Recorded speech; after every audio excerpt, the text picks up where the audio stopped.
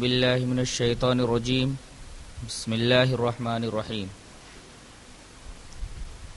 یا ایہا الذین آمنوا اتقوا اللہ حق تقاتہ ولا تموتن الا وانتم مسلمون یا ایہا الناس اتقوا ربکم الذی خلقکم من نفس واحدہ وخلق منها زوجہا وبث منہما رجالا کثیرا ونساء واتقوا اللہ الذی تساءلون به والارحام ان اللہ کان علیکم رقیبا یا ایہا الذین آمنوا اتقوا اللہ وقولوا قولا سدیدا یصلح لکم اعمالکم ویغفر لکم ذنوبکم ومن یطع اللہ ورسولہ فقد فاز فوزا عظیما اعوذ باللہ من الشیطان الرجیم وما خلقت الجن والانس الا لیعبدون۔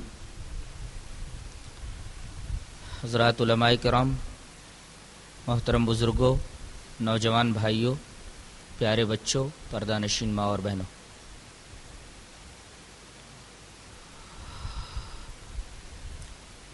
دین اسلام میں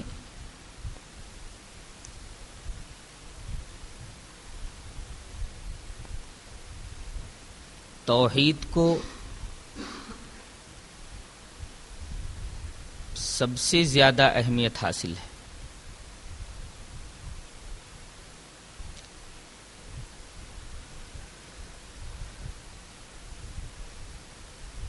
توحید کو اچھی طرح سمجھنے کے لیے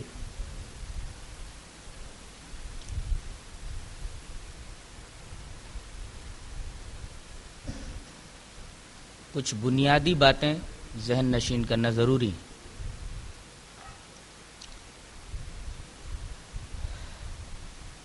دین اسلام کو اگر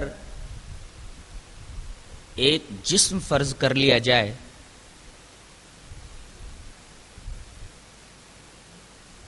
تو توحید اس جسم میں دل کی حیثیت رکھتا ہے۔ اب اس سے آسانی سے اندازہ لگایا جا سکتا ہے کہ جب تک دل تندرست رہے گا پورا جسم تندرست رہے گا، اور اگر دل بیمار ہو جائے تو پورا جسم بیمار ہو جائے گا۔ جیسے جیسے دل میں بیماری آتی جائے گی ویسے ویسے جسم کمزور ہوتا جائے گا، بیمار ہوتا چلا جائے گا۔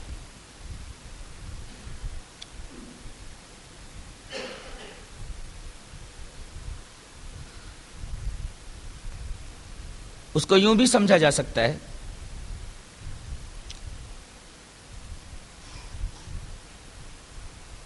کہ دل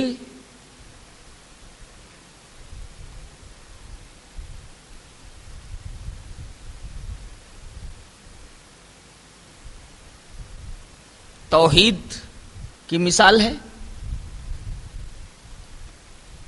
دین اسلام کے جسم میں، اور اگر دین اسلام کو آنکھ فرض کر لیا جائے تو توحید آنکھ میں پتلی کی حیثیت رکھتا ہے۔ توحید کے بغیر نہ تو کوئی عقیدہ مؤثر ہے اور نہ کوئی عمل مثمر۔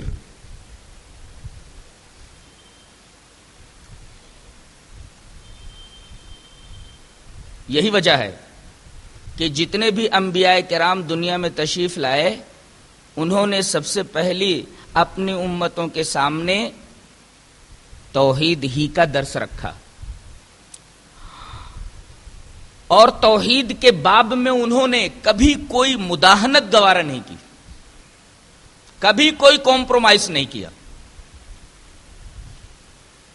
طرح طرح کی ترغیبات انہیں دی گئیں، رشوتیں پیش کی گئیں، ڈھیر سارے مال و دولت کا لالچ دیا گیا، سرداری اور سروری پیش کی گئی۔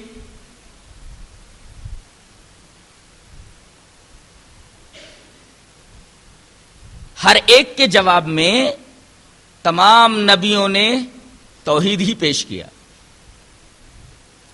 قرآن حکیم میں اللہ تبارک و تعالی نے ارشاد فرمایا ہے وَدُّوا لَوْ تُدْهِنُوا فَيُدْهِنُونَ، یہ چاہتے ہیں کہ اگر آپ سست پڑ جائیں تو یہ لوگ بھی سست پڑ جائیں گے۔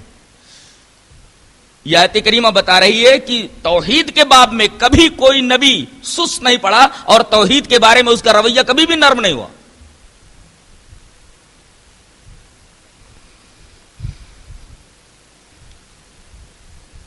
قرآن حکیم میں ایک اور بنیادی عقیدے پر بڑا زور دیا گیا ہے، وہ ہے معاد کا عقیدہ، یعنی مرنے کے بعد ایک زندگی ہے۔ لیکن آپ کو یہ سن کر حیرت ہوگی کہ اکثر مقامات پر معاد کے بیان کے ساتھ ساتھ توحید کا بیان چلتا ہے، یہ بتانے کے لیے کہ اگر توحید کے تصور میں ذرہ برابر خلل واقع ہو جائے تو توحید کی تو معاد کی حقیقت ہوا ہو کر رہ جائے گی۔ اگر آدمی توحید کا قائل ہے لیکن ساتھ ساتھ معاد کا بھی قائل ہے، لیکن اس کا یہ عقیدہ بھی ہے کہ کل قیامت کے دن کچھ شفاء ایسے ہیں، کچھ شرکاء ایسے ہیں جو ہمیں بخشوا لیں گے، جو ہمیں بچا لیں گے۔ آپ غور کیجئے کہ اگر یہ عقیدہ انسان کے دل میں موجود ہے تو پھر اللہ تبارک و تعالی کے قانون عدل کی کوئی حیثیت اس کی نگاہ میں نہیں رہ جاتی۔ یہی وجہ ہے کہ اللہ تبارک و تعالی نے معاد کا جہاں جہاں بیان کیا ہے اکثر جگہوں پر ساتھ ساتھ توحید کو بھی ذکر کیا ہے۔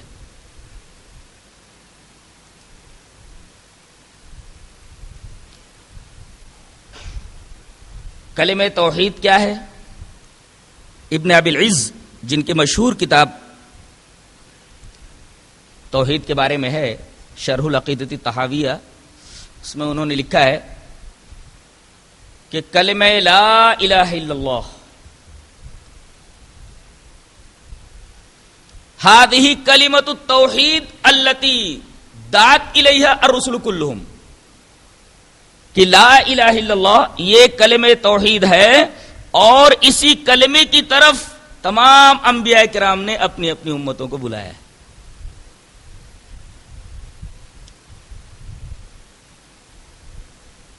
اس کلمے کی فضیلت کیا ہے پہلے وہ میں بیان کر دیتا ہوں، اس کے بعد اس کی اہمیت اور اس کی حقیقت بیان کروں گا۔ پہلے ترمذی کتاب الایمان کی ایک روایت جو حضرت عبداللہ ابن عمر ابن عاص رضی اللہ تعالیٰ عنہ سے مروی ہے وہ آپ کے سامنے پیش کر دوں۔ روایت اس طرح ہے، وعن عبداللہ ابن عمرو بن العاص رضی اللہ تعالی عنہ یقول سمعت رسول اللہ صلی اللہ علیہ وسلم یقول ان اللہ تعالی سیخلص رجلا من امتی علی رؤوس الخلائق یوم القیامہ فینشر علیہ 99 سجلا کل سجل مثل مد البصر ثم یقول اتنکر من هذا شیئا اظلمک کتبت الحافظون یقول لا یا ربی فیقول افلک عذر فيقول لا يا ربي فيقول بلى إن لك عندنا حسنة وإنه لا ظلم عليك اليوم فيخرج بطاقة فيها أشهد أن لا إله إلا الله وأشهد أن محمدا عبده ورسوله فيقول احذر وزنك فيقول ما هذه البطاقة ما هذه السجلات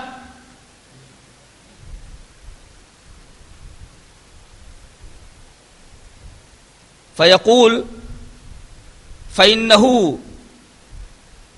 لا ظلم عليك فتوزع السجلات في كفة ولا إله إلا الله في كفة فتاشت السجلات وثقلت البطاقة فلا يثقل مع اسم الله شيء رواہ الترمذی فی کتاب الایمان۔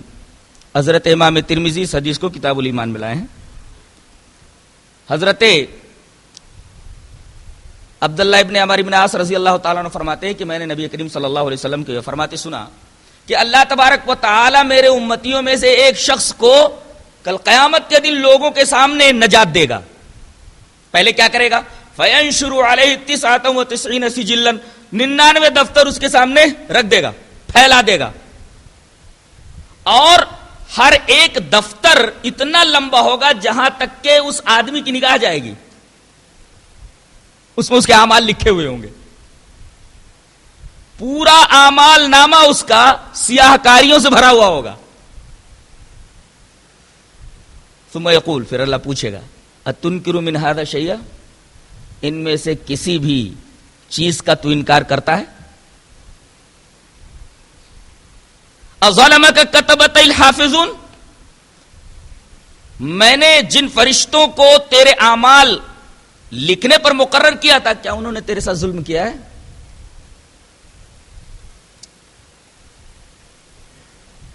غالب نے تو کہا ہے کہ اے فرشتوں، میری محشر میں حمایت کرنا، زندگی بھر تمہیں کاندھوں پہ بٹھا رکھا ہے، قیامت کے دن کوئی فرشتہ کسی کی حمایت نہیں کرے گا. یہ ایک شاعرانہ تخیل ہے، شاعرانہ تصور ہے. غالب نے یہ بھی کہا ہے کہ ہو سکتا ہے کہ لکھنے والوں نے اپنی طرف سے کچھ لکھ دیا ہو، کوئی گواہ تھوڑی تھا. اللہ وہی پوچھے گا اظلمک کتبۃ الحافظون، میں نے تیرے نامے اعمال جو تیرے سامنے رکھ دیے ہیں، اس کے اندر جو جو تیرے اعمال لکھے ہوئے ہیں، کیا لکھنے والوں نے تیرے اوپر ظلم کیا ہے؟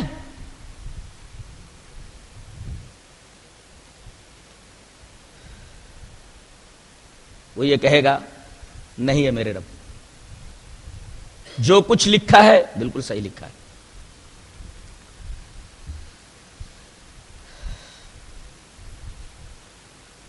پھر اللہ پوچھے گا افلک عذر، کیا کوئی عذر معذرت بھی ہے؟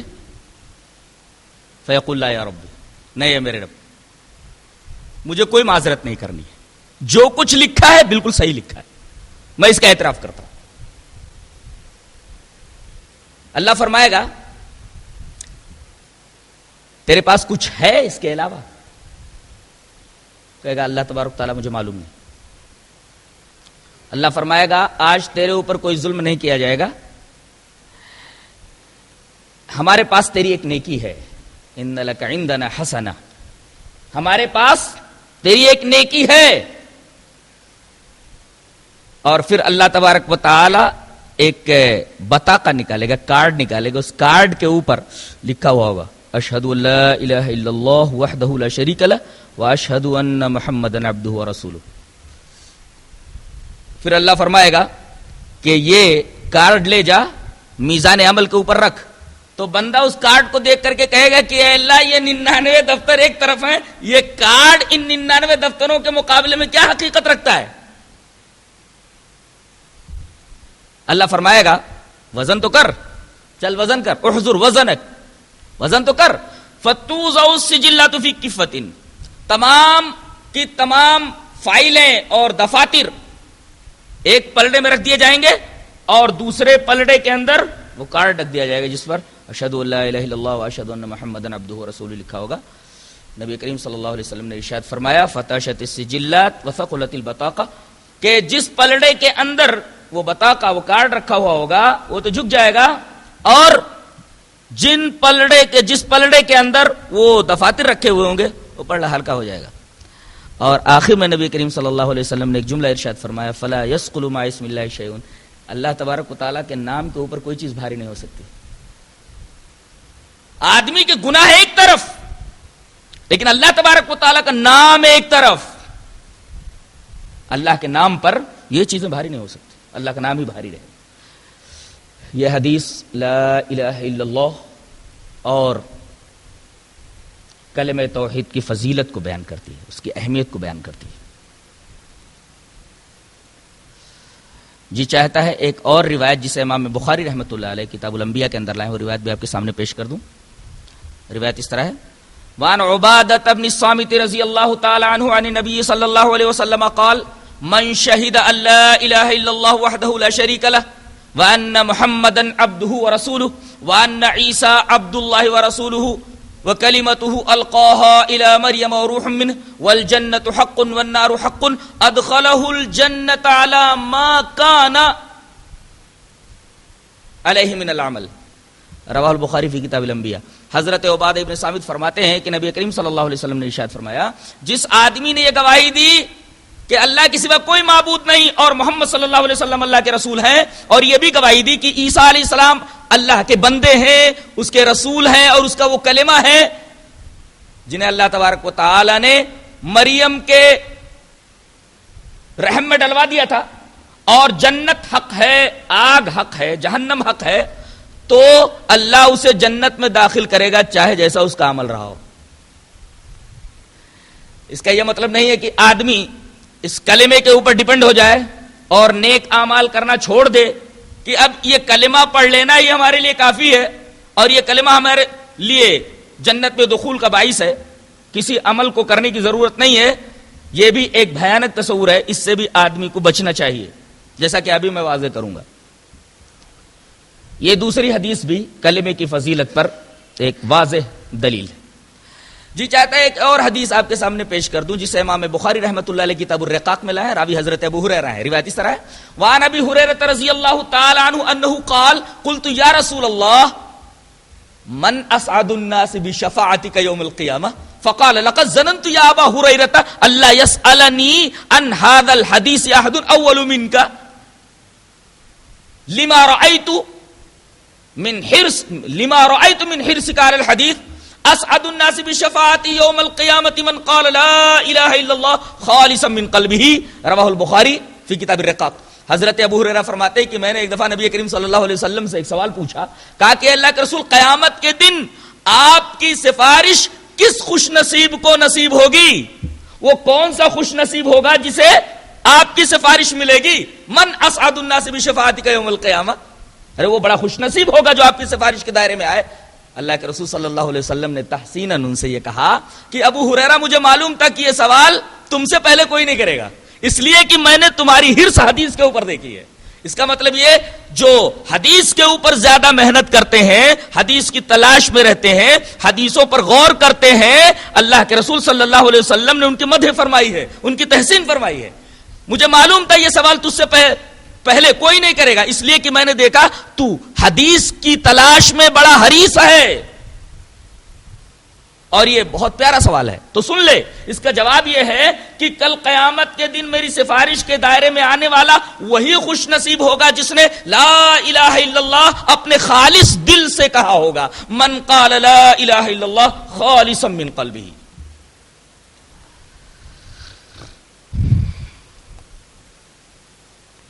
یہ کچھ روایتیں تھیں جو میں نے آپ کے سامنے پیش کی، جو کلمہ توحید لا الہ الا اللہ کی فضیلت پر کھلی ہوئی دلیل ہے، اس کی اہمیت پر ایک بین اور واضح دلیل ہے۔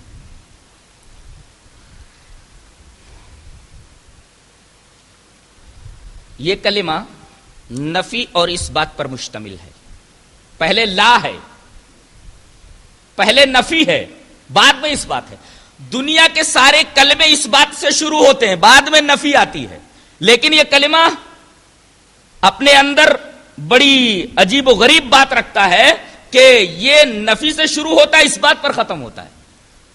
گویا اللہ تبارک و تعالی کے اس قول کے مصداق ہے کہ من یکفر بالطاغوت فمن یکفر بالطاغوت ویؤمن باللہ فقد استمسک بالعروۃ الوثقی، جو طاغوت کا انکار کرے اور اس کے بعد اللہ پر ایمان لائے، تو لا سے طاغوت کا انکار ہے۔ طاغوت کسے کہتے ہیں؟ اللہ کے علاوہ جس شے کی بھی عبادت کی جائے، کل شیء یعبد سوی اللہ، اللہ کے علاوہ جس چیز کی بھی عبادت کی جائے اسے طاغوت کہتے ہیں۔ تو تمام چیزوں کی عبادت سے انکار کر کے جو آدمی اللہ تبارک و تعالیٰ پر ایمان لائے در حقیقت وہی حقیقی موحد ہے، اور کلمہ لا الہ الا اللہ کے اندر وہی بات پائی جاتی ہے کہ آدمی جب لا الہ الا اللہ کہتا ہے تو لا کے ذریعے اس بات کا اقرار کرتا ہے کہ اے اللہ میں نے تمام چیزوں سے کٹ کر کے اپنی جبین نیاز کے سارے سجدے تیرے آستہ کے لیے مخصوص کر دیے، اب یہ میرا سر کسی اور آستہ کے اوپر نہیں جھکے گا، میں نے طاغوت کا انکار کر دیا اور میں تیرے اوپر ایمان لا رہا ہوں۔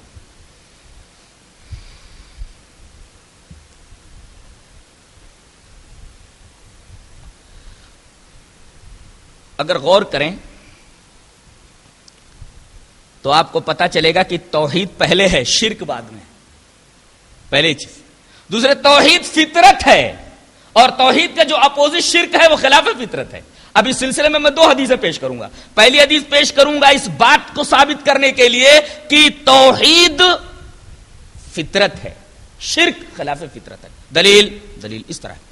وعن ابی ہریرہ رضی اللہ تعالی عنہ قال قال رسول اللہ صلی اللہ علیہ وسلم ما من مولود الا یولد علی الفطرہ فابواہ یحودانہ او ینصرانہ او یمجسانہ کما تنتج البہیمۃ بہیمۃ جمعا هل تحسون فیہا من جدع ثم يقول ابو ہریرہ فطرۃ اللہ التي فطر الناس علیہا لا تبدیل للخلق الا ذلك الدین القیم رواہ البخاری فی کتاب الجنائز۔ حضرت امام بخاری اس حدیث پاک کو ایسے کتاب الجنائز میں لایا ہے۔ حضرت ابو ہریرہ فرماتے ہیں کہ رسول اللہ صلی اللہ علیہ وسلم نے ارشاد فرمایا جو بھی بچہ پیدا ہوتا ہے وہ فطرت پر پیدا ہوتا ہے، چاہے وہ کہہ دیجئے فطرت اسلام پر پیدا ہوتا ہے، بالفاظ دیگر کہہ لیجئے کہ توحید پر پیدا ہوتا ہے، یوں کہیے کہ ہر بچہ توحید کے اوپر ہی پیدا ہوتا ہے، ماحول اسے مشرک بنا دیتا ہے۔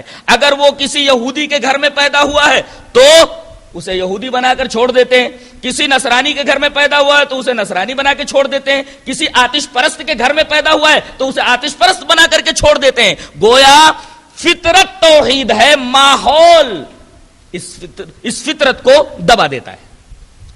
یہاں ایک نقطہ اور ملحوظ رکھا جائے، فطرت جو ہے صرف دب جاتی ہے، مٹتی نہیں ہے۔ اللہ تبارک و تعالی نے انسان کے دل کے اندر توحید کو ڈال دیا ہے، توحید کو ودیت کر دیا ہے۔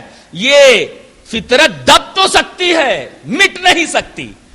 اگر یہ فطرت مٹ جاتی تو اللہ تبارک و تعالی کبھی موسیٰ اور ہارون سے یہ نبی کریم صلی اللہ علیہ وسلم نے دی۔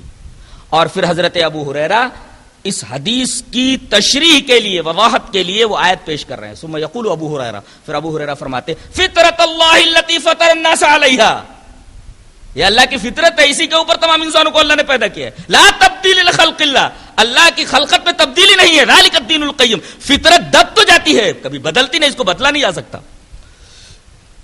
یہ حدیث بتاتی ہے کہ توحید فطرت ہے، اس کے مقابل میں شرک خلاف فطرت ہے۔ مشرک فطرت سے جنگ کرتا ہے اور موحد کی پوری زندگی فطرت سے ہم آہنگ ہوتی ہے۔ اب ہم یہ ثابت کریں گے کہ توحید پہلے ہے، شرک بعد میں آیا۔ دلیل اس طرح ہے۔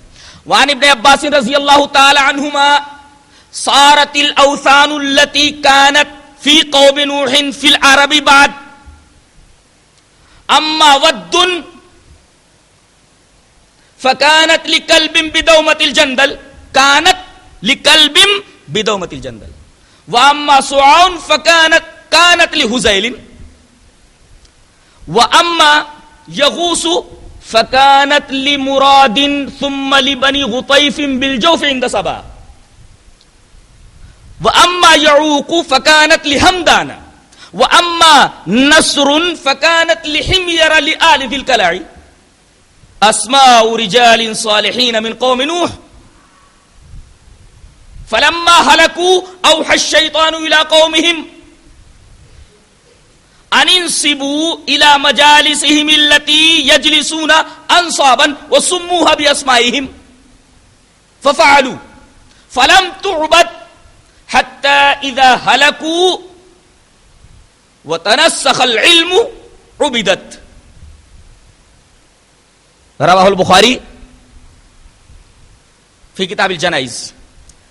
حضرت ابن عباس رضی اللہ تعالیٰ عنہ فرماتے ہیں کہ نوح تک لوگ توحید پر کاربند تھے، خامیاں خرابیاں ان کے اندر موجود تھیں، عملی خرابیاں، لیکن قلبی خرابی، روحانی خرابی، کوئی روحانی بیماری نہیں آئی تھی جسے شرک سے تعبیر کیا جا سکے۔ قتل ہوا، آدم علیہ السلام کے ایک بیٹے قابیل نے حابیل کو قتل کر دیا، جرائم ہوئے، لیکن توحید پر سب کے سب کاربند تھے۔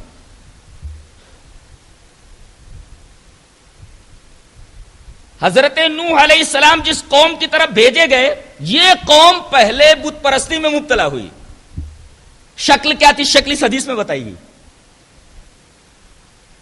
کہ 5 بزرگ تھے اس قوم میں، جس کو قوم نوح کہا جاتا ہے، جس کی طرف نوح کو مبعوث کیا گیا جب وہ قوم شرک میں مبتلا ہو گئی. یہ 5 لوگ تھے: ود، سوا، یغوث، یعوق، نصر.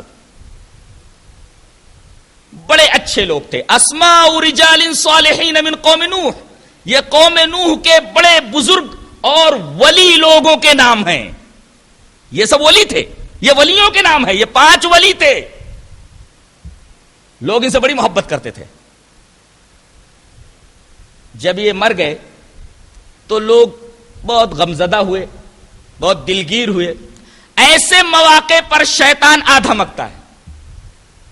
آدمی کے پریشانی کے موقع پر بھی آ جاتا ہے اور زیادہ خوشی کے موقع پر بھی آ جاتا ہے. یہ 2 مواقع ایسے ہوتے ہیں کہ شیطان انسان کو غلط راہ کے اوپر ڈال دیتا ہے. اس وجہ سے آپ دیکھیں گے کہ شادی کے موقع پر نبی کریم صلی اللہ علیہ وسلم کون سی آیتیں پڑھتے تھے؟ سب سے پہلے یہ آیت پڑھتے تھے: یا ایھا الذین آمنوا اتقوا اللہ حق تقاتہ ولا تموتن الا وانتم مسلمون. کوئی سوچنے والا یہ سوچ سکتا ہے کہ معاملہ خوشی کا ہے اور یہاں موت کی آیت پڑھی جا رہی ہے. کوئی سوچے گا کہ نہیں؟ شادی کے موقع پر یہ آیت پڑھتے تھے. اب خطبہ نکاح میں یا ایھا الذین آمنوا اتقوا اللہ، اے اللہ کے بندو، اے ایمان والو، اللہ سے ڈرو جیسا کہ اس سے ڈرنے کا حق ہے. وَلَا تَمُوتُنَّ إِلَّا وَأَنْتُمْ مُسْلِمُونَ، نہ مرو مگر مسلمان ہو کر کے. کوئی آدمی سوچے گا ماحول خوشی کا ہے اور بات موت کی جا رہی ہے. در حقیقت اس میں ایک فلسفہ ہے کہ خوشی کے موقع پر عام طور پر آدمی کے قدم ڈگمگا جاتے ہیں. شیطان آتا ہے اور اسے طرح طرح کے رسم و رواج میں مبتلا کرنے کی کوشش کرتا ہے، لالچ میں مبتلا کرتا ہے، طرح طرح کی ترغیبات دیتا ہے. ارے ایک ہی بچہ تو ہے، اب جتنا لڑکی والوں سے جہیز لینا ہو لے لو، اور اتنا خرچ کرو اس شادی کے اوپر کہ سارے ارمان نکل جائیں. اب دل کے اس ارمان نکالنے کی راہ میں سنت کے اور توحید کے کتنے تقاضے پامال ہوتے ہیں، مسلمانوں کو اس کی کوئی خبر نہیں ہے، نہ اس کا کوئی دھیان رہتا ہے. یہ کام شیطان کرواتا ہے. اسی وجہ سے نبی کریم صلی اللہ علیہ وسلم یہ آیت کریمہ پڑھتے تھے تاکہ آدمی موت کا تصور اپنے ذہن میں رکھے تو جادہ مستقیم سے ذرہ برابر منحرف نہ ہو.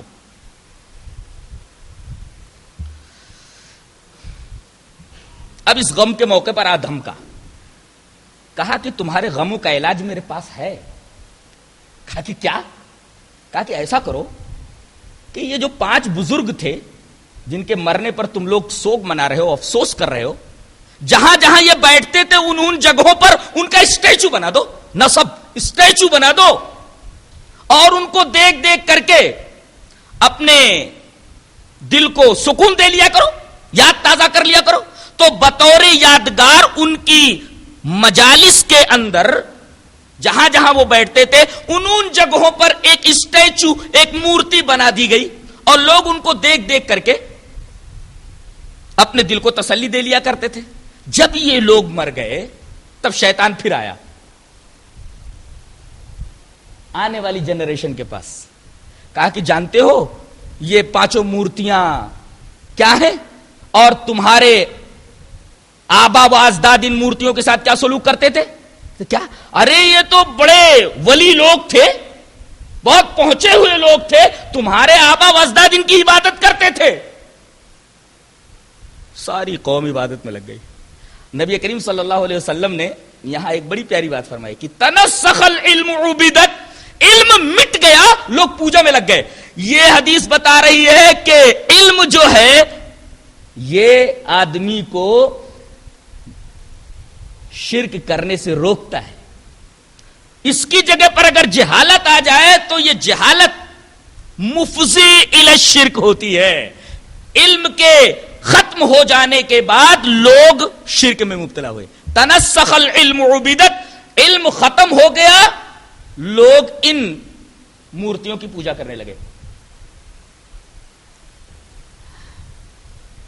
آپ نے اس پوری حدیث کے اوپر دھیان دیا. پہلی بات تو یہ معلوم ہوئی کہ نوح کی قوم سے پہلے لوگ توحید کے اوپر کاربند تھے. شرک جو آیا ہے بعد میں آیا ہے. نوح کی قوم سے شروع ہوا ہے. اور دوسری بات یہ معلوم ہوئی کہ کیسے شروع ہوا. مورتیوں کی شکل میں. ایک بات یہ بھی معلوم ہوئی کہ یہ مورتیاں کیوں بنائی گئی, اس کے پیچھے غلو عقیدت کار فرما تھا. حد سے زیادہ کسی کی شان میں غلو کرنا در حقیقت آدمی کو یا تو شرک میں مبتلا کر دیتا ہے یا بدعت میں مبتلا کر دیتا ہے, یا بدعت یا شرک کے لیے راہ کھول دیتا ہے. دیکھو ان کے بیجا عقیدت نے آنے والے لوگوں کے لیے شرک کی راہ ہموار کر دی تھی. بعد میں لوگ ان مورتیوں کی پوجا کرنے لگے. یہ ساری باتیں ذہن میں رکھیے. پہلے لوگ توحید پر کاربند تھے, شرک بعد میں آیا. قوم نوح سے شروع ہوا. شکل کیا تھی؟ مورتیاں بنا لی گئیں. مورتیاں کیوں بنائی گئی؟ اس کے پیچھے کون سا جذبہ کار فرما تھا؟ حد سے زیادہ محبت, افراط محبت. کسی چیز کا حد سے زیادہ بڑھ جانا اور کسی چیز کا حد سے زیادہ گھٹ جانا, ان دونوں کو افراط اور تفرید کہا جاتا ہے. مومنوں کو افراط اور تفرید کے درمیان چلنے کے لیے کہا گیا, جسے صراط مستقیم کہا جاتا ہے. اور آخری بات جو بتائی گئی وہ یہ کہ یہ جتنے لوگ تھے جن کے اسٹیچوز بنائے گئے تھے, سب کے سب ولی لوگ تھے, صالحین تھے. اور ان کی پوجا کیوں کی گئی؟ علم کے بٹ جانے کے بعد. یعنی جب تک علم رہتا ہے تب تک آدمی شرک کے در پہ نہیں جاتا. کوئی بھی علم رکھنے والا جس کے پاس حقیقی علم ہوتا ہے وہ کبھی بھی شرک میں مبتلا نہیں ہوتا. یہی وجہ ہے کہ اللہ تبارک و تعالیٰ نے سب سے پہلے یہی کہا ہے کہ کلمے کا رٹ لینا کافی نہیں ہے. ایک قوم ہے جو کلمے رٹا رہی ہے جس کا کوئی فائدہ نہیں ہے, گاؤں گاؤں میں پھر پھر کر کے کلمے رٹا رہی ہے, الفاظ رٹا رہی ہے. یہ قرآن حکیم کی اس آیت کے خلاف ہے. اللہ فرما رہا ہے فَعْلَمْ أَنَّهُ لَا إِلَهَ إِلَّا اللَّهُ وَاسْتَغْفِرْ لِذَنبِكَ. علم حاصل کرو لا الہ الا اللہ کا اور مغفرت مانگو, مغفرت چاہو اپنے گناہوں کی. یہ آیت کریمہ بتا رہی ہے کہ لا الہ الا اللہ کا تلفظ کافی نہیں ہے, لا الہ الا اللہ کا علم ضروری ہے. علم حاصل کرو. جس کے پاس لا الہ الا اللہ کا علم آ گیا وہ کبھی بھی شرک میں مبتلا نہیں ہوگا. لہذا پہلے لا الہ الا اللہ کا علم حاصل کرو. اور دوسرا ٹکڑا آیت کریمہ کا یہ بتا رہا ہے کہ جب تک لا الہ الا اللہ کا علم نہ ہو, توحید نہ ہو, تب تک گناہوں کے لیے اگر استغفار کرتا ہے آدمی تو استغفار اللہ تبارک تعالیٰ قبول نہیں کرتا. گناہوں کی مغفرت طلب کرنے سے پہلے آدمی کو موحد ہونا ضروری ہے. تبھی تو یہ کہا گیا فَعْلَمْ أَنَّهُ لَا إِلَهَ إِلَّا اللَّهُ وَاسْتَغْفِرْ لِذَنبِكَ. پہلے لا الہ الا اللہ کا علم حاصل کر, اس کے بعد اپنے گناہوں کی معافی مانگ اللہ تبارک و تعالیٰ سے. اگر آدمی کے دل میں توحید نہیں ہے وہ اپنے گناہوں کی معافی مانگے, اللہ تبارک و تعالیٰ اس کو معاف نہیں کر سکتا. بلکہ جو لوگ شرک پر مر گئے ان کے بارے میں اللہ تبارک و تعالیٰ نے دعا استغفار کرنے سے منع کر دیا ہے. شرک کتنا بڑا گناہ ہے.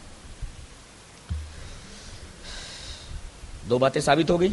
شرک فطرت ہے, شرک خلاف فطرت ہے, توحید فطرت ہے. شرک بعد میں آیا, توحید پہلے آیا.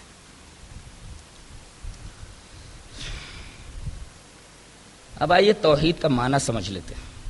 توحید کسے کہتے ہیں؟ توحید کا لغوی معنی ہوتا ہے کسی چیز کو ایک جاننا. توحید وحد یوحد, توحید کسی شے کو ایک جاننا.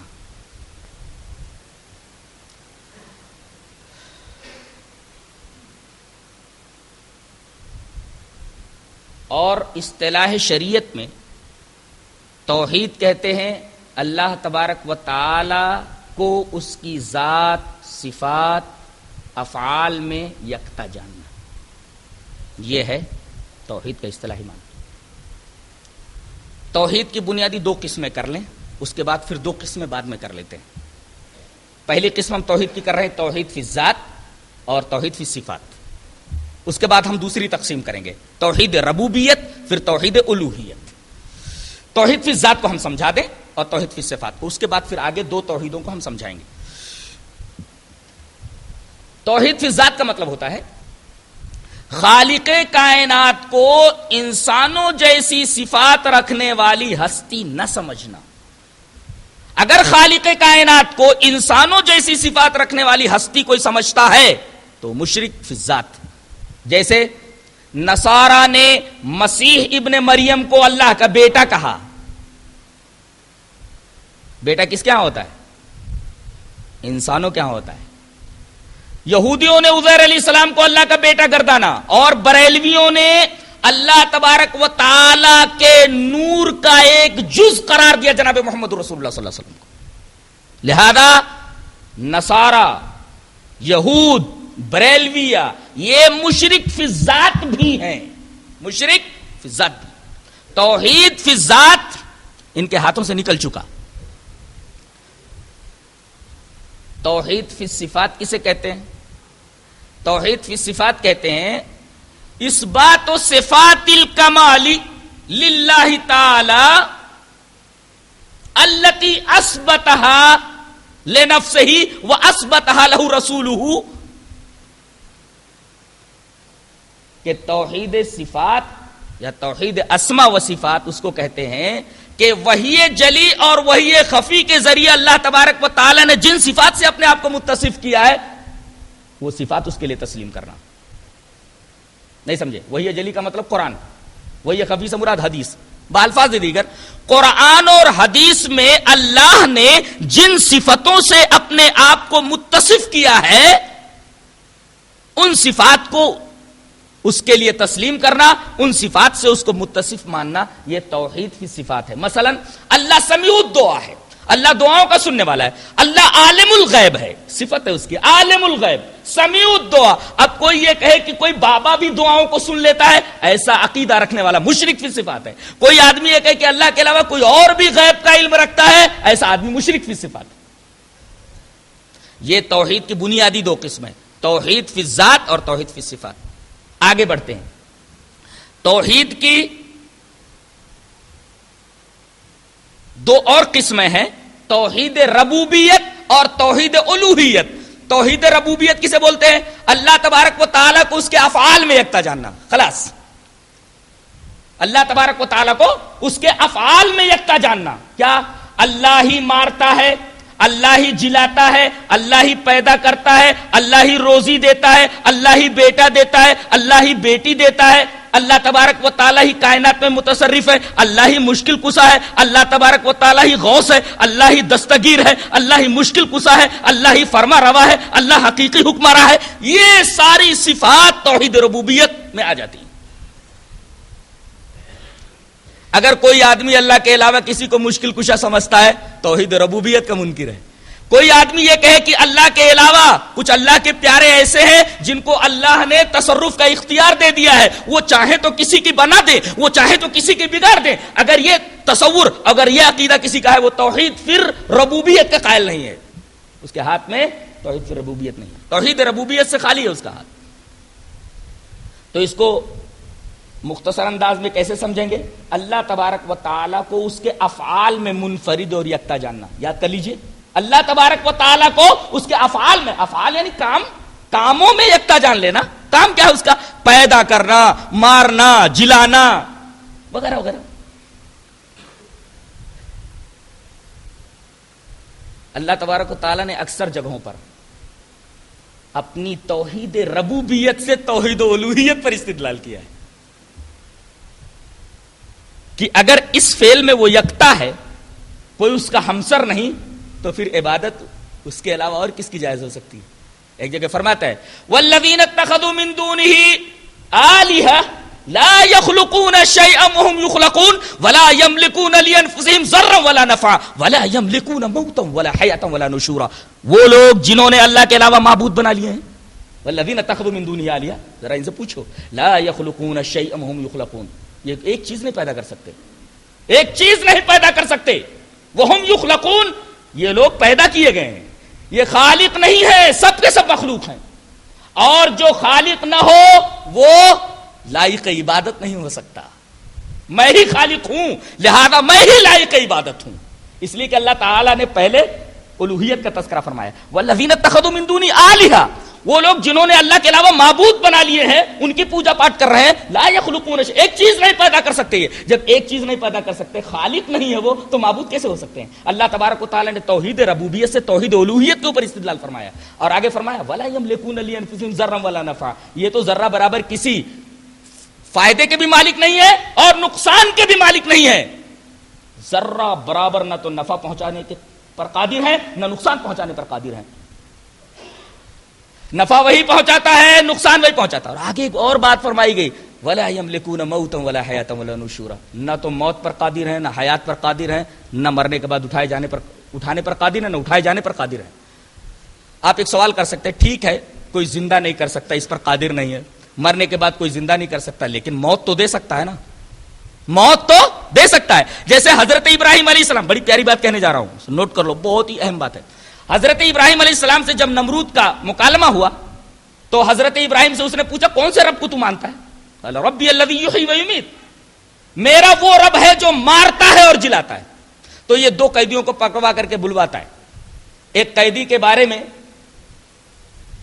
بری ہونے کا فیصلہ ہونے والا تھا, اس کو قتل کر دیتا ہے, اور جس کو قتل کیا جانے والا تھا اس کو چھوڑ دیتا ہے, کہتا میں بھی تو مارتا اور جلاتا ہوں. نکتہ یہ ہے کہ انسان کسی کو قتل تو کر سکتا ہے, موت نہیں دے سکتا. قتل الگ چیز ہے, موت الگ چیز ہے. یہاں اس نے قتل کیا ہے, معاملے کو گڑبڑ کر دیا ہے, اس نے مارا نہیں, اس نے موت صرف اللہ کے ہاتھ میں, صرف قتل کیا ہے اس نے. قتل الگ چیز ہے, موت الگ چیز ہے. یہ نقطہ یاد رکھا جائے, قتل الگ چیز ہے اور موت الگ چیز ہے. معاملے کو اس نے الجھا دیا ہے. اس نے موت نہیں دیا, موت اللہ نے دیا, تو نے تو قتل کیا ہے, تو نے ایک کام کیا ہے, موت صرف اللہ کے ہاتھ میں. وَلَا يَمْلِكُونَ مَوْتًا وَلَا حَيَاةً وَلَا نُشُورًا. کوئی موت پر بھی قادر نہیں ہے. قتل کرنے کے بعد بھی بچ جاتا ہے آدمی, اس لیے کہ اس کی موت نہیں رہتی ہے. یہ نقطہ ہمیشہ ذہن نشین رہے کہ آدمی قتل تو کر سکتا ہے, موت نہیں دے سکتا. موت صرف اللہ کے ہاتھ میں. وَلَا يَمْلِكُونَ مَوْتًا وَلَا حَيَاةً وَلَا نُشُورًا. لوگ نہ تو موت پر قادر ہیں, نہ حیات پر قادر ہیں, نہ مرنے کے بعد اٹھانے پر قادر ہیں.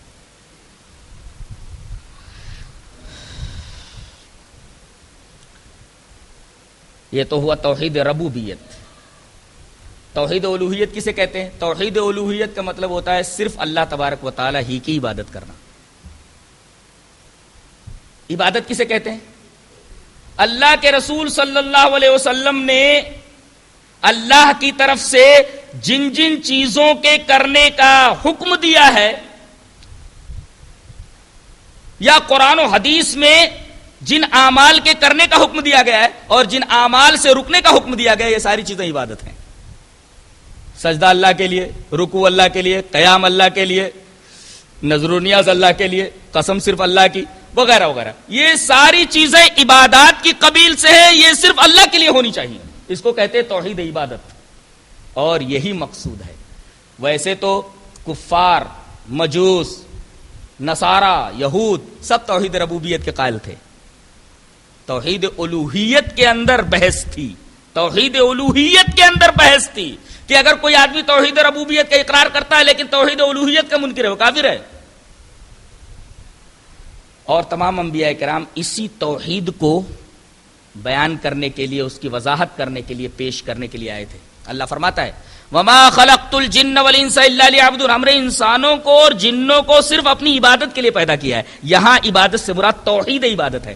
اب آدمی غور کرے کہ بازار میں جاتا ہے ایک خاص چیز خریدنے کے لیے, غور کیجئے, ایک خاص چیز خریدنے کے لیے جاتا ہے, ساری چیزیں خرید لیتا ہے مگر وہ خاص چیز نہیں خرید پاتا, بازار میں جانا بیکار ہوا. ایسے ہی اللہ تبارک و تعالی نے ہمیں دنیا میں اس لیے بھیجا ہے, ہماری تخلیق کا مقصد یہ ہے کہ ہم اس کی عبادت کریں. اگر اس کی عبادت کو چھوڑ کر کے ہم دنیا بھر کی عبادتیں کرتے رہے تو ہمارا جو مقصد تخلیق ہے وہ تو فوت ہو گیا نا. جو چیز خریدنی چاہیے تھی وہ بازار سے ہم نے خریدی نہیں, بہت ساری چیزیں خرید لی, اصل چیز تو خریدی ہی نہیں. ہماری تخلیق کا مقصد اللہ تبارک و تعالیٰ کی عبادت, ساری چیزیں ہم نے کر لی, ساری نیکیاں کر لی, لیکن اللہ تبارک و تعالیٰ کی عبادت جو مقصد تخلیق انسانی تھا وہ ہم نے نہیں کیا, تو سمجھو ہم نے مقصد تخلیق کو پورا نہیں کیا. یہی مقصد تخلیق انسانی ہے, اللہ تبارک و تعالیٰ کی عبادت.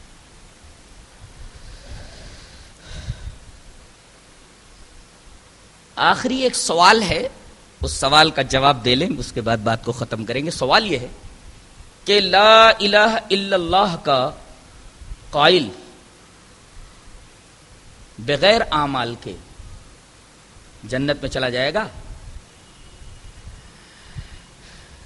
جواب اس کا یہ ہے کہ اہل سنت والجماعت کا عقیدہ یہ ہے کہ ایمان نام ہے تین چیزوں کا: تصدیق بالجنان، اقرار باللسان، عمل بالارکان. ان تینوں کے مجموعے کا نام ایمان ہے. صرف تصدیق بالجنان کا نام ایمان نہیں ہے، توحید نہیں. ہاں اتنا ہے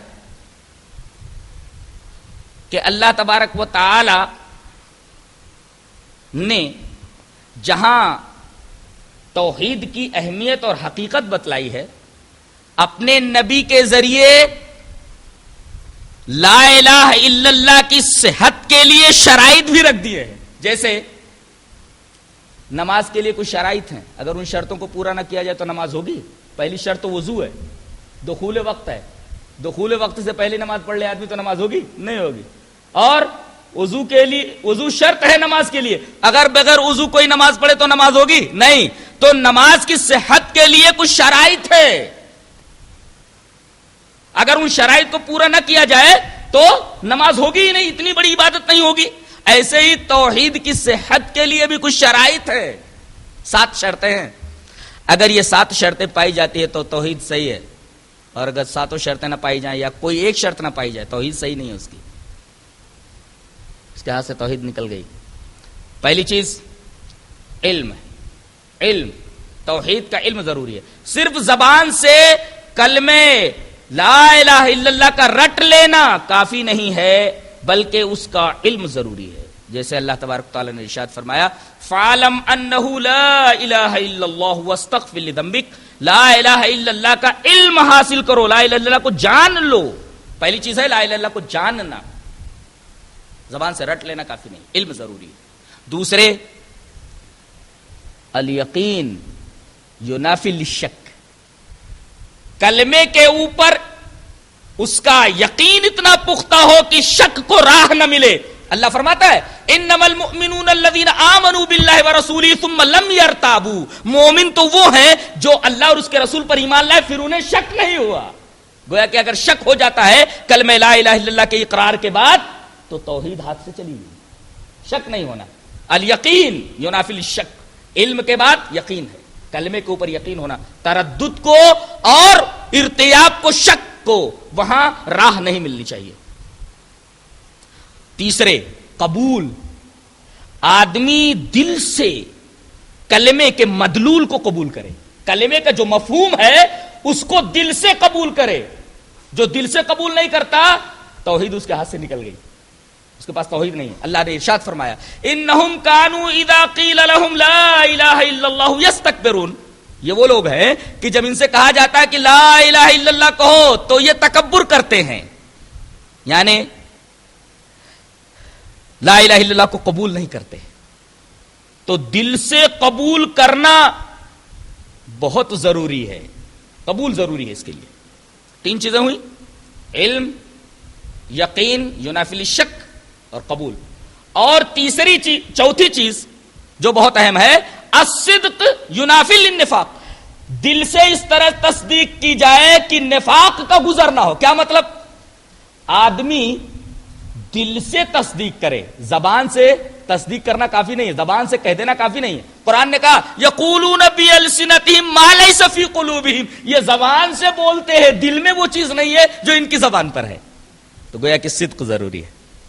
زبان سے کہہ دینا کلمے کا کافی نہیں ہے، بلکہ کلمے کی تصدیق دل سے کرے. یہ چوتھی شرط ہے. 5ویں شرط کیا ہے؟ الانقیاد المنافی للترک. کہ ایسی اطاعت ہو جو ترک کے منافی ہو. اللہ اکبر، یہ بہت اہم شرط ہے.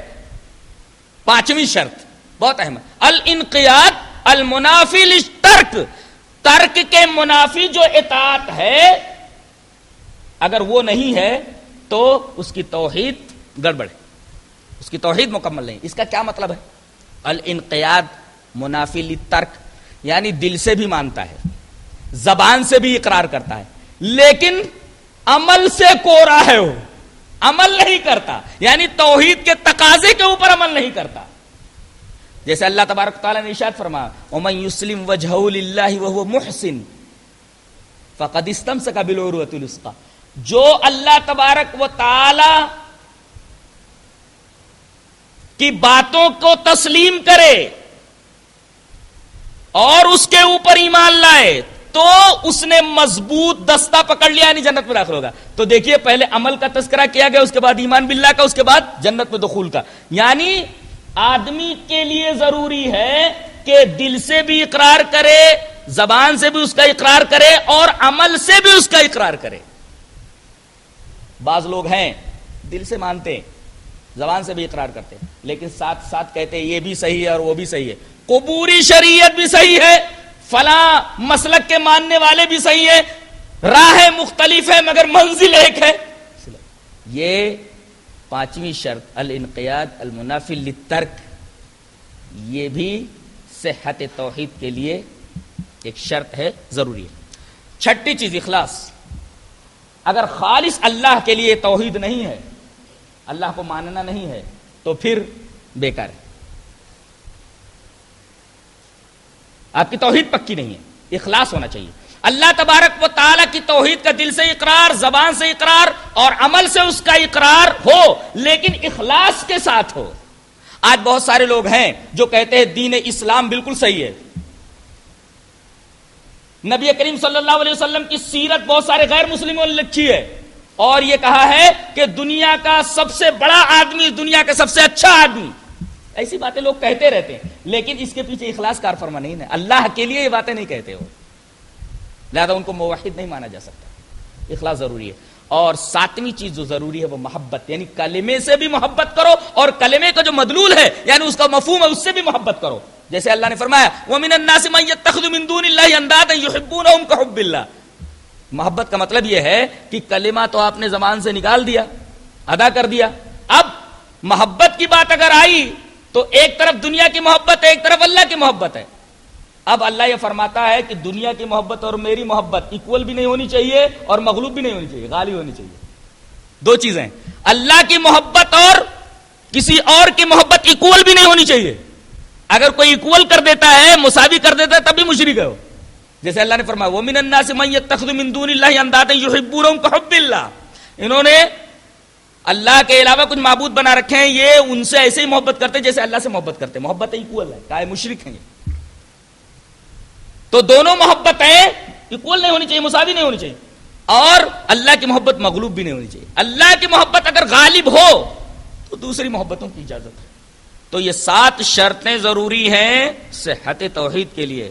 اگر یہ 7 شرطیں نہیں پائی جاتی تو آدمی کی توحید مکمل نہیں ہے. اللہ تبارک و تعالی ہمیں نیک عمل اور اچھی سمجھ کی توفیق عطا فرمائے. وآخر دعوانا ان الحمد للہ رب العالمین.